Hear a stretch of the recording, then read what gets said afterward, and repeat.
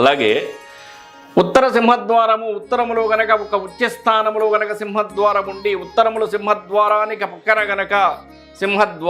పక్కన గనక కిటికీ పెట్టలేనటువంటి పక్షంలో పడమర దిక్కులో ఒక కిటికీ పెట్టుకున్నా కూడా చాలు. అంటే వాస్తుశాస్త్రానికి సంబంధించి సింహద్వారానికి సంబంధించి కిటికీలను ఆ విధంగా కూడా ఏర్పాటు చేసుకోవచ్చు. తూర్పున ఒక సింహద్వారము, మధ్యలో ఒక సింహద్వారము, పడమర ఒక సింహద్వారం, 3 సింహద్వారాలు, లేదంటే తూర్పు ఒక సింహద్వారం, పడమర సింహద్వారం వచ్చాయనుకోండి. ఒకవేళ మీకు పడమర స్థలం లేదు, కొంచెమే ఉంది స్థలం, అప్పుడు ఏం చేస్తారు?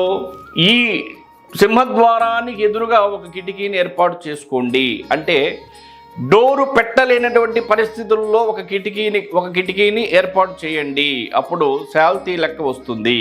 అంటే వరుసగా 2 డోర్లు వచ్చాయి, 2 డోర్లు వచ్చిన తర్వాత 3వ డోరు పెట్టకూడదు అనుకోండి. ఒకవేళ వరుసగా 3 సింహద్వారాలు రాకూడదు వాస్తుశాస్త్రం ప్రకారం.